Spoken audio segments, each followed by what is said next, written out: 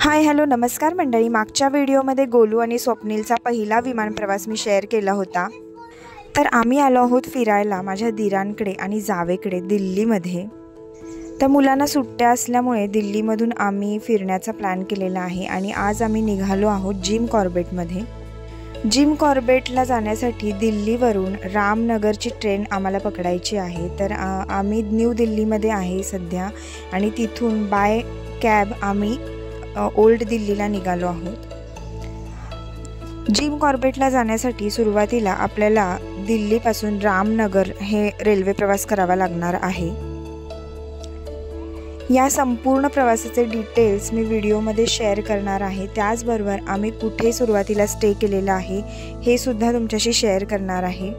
तर व्हिडिओ शेवटपर्यंत नक्की बघा।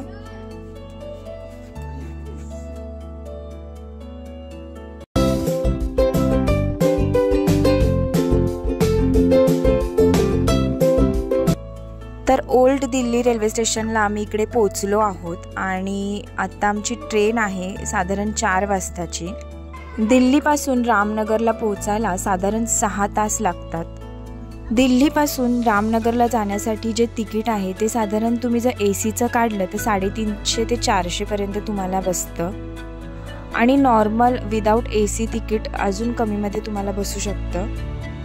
जिम कॉर्बेट हे खूप मोठं नॅशनल पार्क आहे आणि तिथे तुम्हाला भरपूर प्रकारचे ॲनिमल्स आता उन्हाळ्यात पाहायला मिळतात। उन्हाळ्याचं म्हणाल तर काल रात्री दिल्लीमध्ये भरपूर जोराचा पाऊस झाला आहे, त्यामुळे आता सध्या वातावरण नॉर्मल आहे इकडे। तर इकडे फायनली आम्ही धावपळ करत ट्रेनमध्ये पोचलो आहोत आणि इकडे सगळे आपापल्या व्यवस्थित सीटवरती बसलेले आहेत।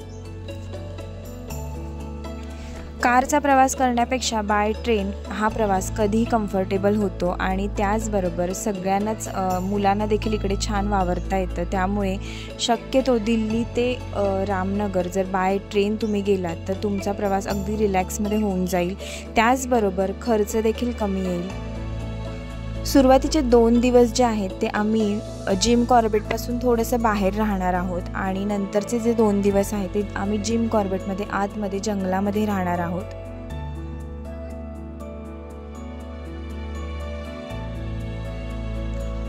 इकडे साधारण 5.5-6 तासाचा प्रवास करून रात्री 10 वाजता आम्ही रामनगरमध्ये पोहोचलो। रामनगर स्टेशनपासून बाहेर पोहोचल्यानंतर तुम्हाला भरपूर ऑप्शन असतात तुमच्या डेस्टिनेशनला जाण्याचे, म्हणजेच जिम कॉर्बेटला जाण्यासाठी भरपूर रिक्षा तिथे अवेलेबल असतात आणि अगदी रिजनेबल रेटमध्ये या रिक्षा तुम्हाला अवेलेबल होतील। रामनगरमध्ये पोहोचल्यानंतर तुम्हाला राहण्याचे इकडे भरपूर ऑप्शन मिळतील, पण आम्ही एक जो ऑप्शन चॉईस केलेला आहे तो इतका सुंदर असा ऑप्शन आहे, तो पुढे व्हिडिओमध्ये तुम्हाला दिसेलच। मुलांनाही थोडंसं जंगलामध्ये राहण्याचा फील यावा यासाठी आम्ही जे डेस्टिनेशन चॉईस केलेलं आहे ते आहे बिजरानी जंगल कॅम्प। रामनगर ते बिजरानी जंगल कॅम्प हे अंतर साधारण 2 किलोमीटर आहे। यासाठी रिक्षावाल्याने आमच्याकडून 200 रुपये चार्जेस घेतले। बिजरानी जंगल कॅम्पला जातानाचा जो रस्ता आहे तो घाटातून आहे आणि अगदी जंगलामधून गेल्याचं तुम्हाला फील येईल। तर रामनगर रेल्वे स्टेशनवरून इकडे पोहोचण्यासाठी साधारण आम्हाला 15 मिनटं लागली। प्रॉपर 4 बाजूनी जंगल आहे इकडे आणि आजूबाजूला तुम्ही बघू शकता की भरपूर असं छानसं लाईटिंग केलेलं आहे आणि यांच्या राहण्याच्या ज्या रूम्स आहेत त्या बाहेरून जेवढ्या सुंदर आणि सिंपल दिसतात तितक्याच आतूनही खूप सुंदर आहे। इथल्या रूमचे चार्जेस, राहण्या खाण्याची सोय हे सगळं मी पुढे शेअर केलेलं आहे। तर व्हिडिओ प्लीज शेवटपर्यंत बघा, म्हणजे याच्याबद्दल तुम्हाला आणखीन अपडेट मिळतील आणि तुम्हालाही तुमची सुट्टी छान प्लॅन करता येईल। या बिजरानी जंगल कॅम्पच्या आजूबाजूला 4ही बाजूनी जंगलच आहे। सेफ्टीसाठी म्हणून त्यांनी तार कंपाऊंडसुद्धा साईडला केलेलं आहे। रात्री साधारण 11 ते 11:30 नंतर इथे रूमच्या बाहेर वावरता येत नाही। समोर दिसतायत असे हे छोटे कॉटेजेस आहेत राहण्यासाठी आणि याचा आतून सुद्धा मी डिटेल व्हिडिओ केलेला आहे। खूप सुंदर दिसतायत बाहेरून, तेवढेच आतूनही खूप छान आहेत। गेल्याच वर्षी साधारण मध्यरात्री 2 वाजता इथे टायगर आला होता आणि ते त्यांना CCTV मध्ये दिसलं होतं. हॅलो, आम्ही येऊ का? ओ हो, वाव.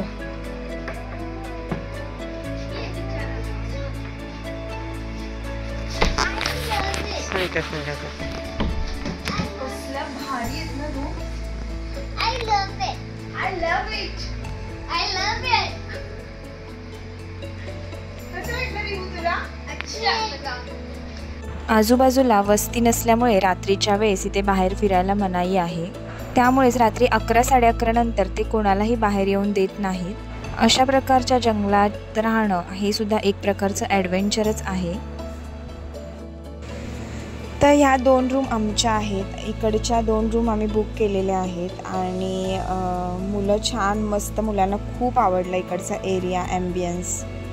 त्याचबरोबर रात्री 10 वाजता इथे पोहोचल्यामुळे आम्ही आमचा टिफिन सोबत घेऊन आलो होतो, पण इथे यांचं कॅन्टीनसुद्धा आहे. आणि ही आहे दुसरी रूम. सगळ्या रूम त्यांनी ऑलमोस्ट सेमच डिझाईन केलेल्या आहेत. बाहेर छोटीशी स्पेस आहे, तिथे त्यांनी एक छोटा टीपॉय आणि 2 चेअर्स ठेवलेले आहेत. तिथे बसून तुम्ही सकाळी सकाळी मस्त चहाचा आस्वाद घेऊ शकता.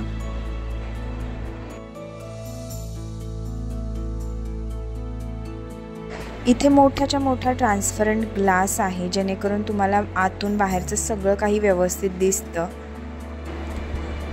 या रूममध्ये राहण्याचे चार्जेस अगदीच रिझनेबल आहेत, पण इथलं जे कॅन्टीन आहे त्याचे चार्जेस थोडेफार कॉस्टली आहेत. इकडे तुम्हाला AC रूम अवेलेबल होणार नाहीत, पण AC ऐवजी त्यांनी मोठाच्या मोठा कूलर इकडे दिलेला आहे. त्यामुळे ACची जी आहे अजिबात गरज वाटत नाही. वाव, हो, कसला क्लासी हो. शॉवर हे पण आहे का? अच्छा, शॉवर आहे. वा, मस्त आहे ना. साबण मग काय, हर बाथरूममध्ये साबण असणार का? साबण पण दिलंय का? अच्छा, ठेवा तिथे. ओके, चला बाहेर. आणि ही आहे इथे मी. तर इथे जर तुम्हाला रूम बुक करायचा असेल तर गुगलवरती यांचा कॉन्टॅक्ट नंबर आहे, बिजरानी जंगल कॅम्प म्हणून तुम्ही सर्च करून तिथून बुकिंग करू शकता. एका रूमसाठी तुम्हाला इकडे 2700 रुपये पेड करावे लागणार आहेत. पण राहण्यापेक्षा खाण्यासाठी इथे जास्त पैसे मोजावे लागले आम्हाला, कारण की खाण्याचे रेट यांचे खूप हाय आहेत आणि आजूबाजूला खाण्याचा काही दुसरा पर्याय जवळ अवेलेबल नसल्यामुळे दुसरा कुठलाही ऑप्शन अवेलेबल नाही. तुम्ही जर स्वतःची गाडी घेऊन येत असाल तर रामनगरमध्ये तुम्हाला खाण्याचे भरपूर ऑप्शन अवेलेबल होतील. या जागेबद्दल अजून काही माहिती हवी असल्यास कमेंट करून नक्की विचारा. त्याचबरोबर आजचा व्हिडिओ जर तुम्हाला आवडला असेल तर व्हिडिओला लाईक करा. व्हिडिओ इन्फॉर्मेटिव्ह वाटला असेल तर शेअर करायला विसरू नका. लवकरच जिम कॉर्बेट सफारीचे व्लॉग येतील, त्यासाठी चॅनेलला सबस्क्राईब केलं नसेल तर आत्ताच सबस्क्राईब करून घ्या. भेटूया नेक्स्ट व्हिडिओमध्ये. तोपर्यंत बाय बाय.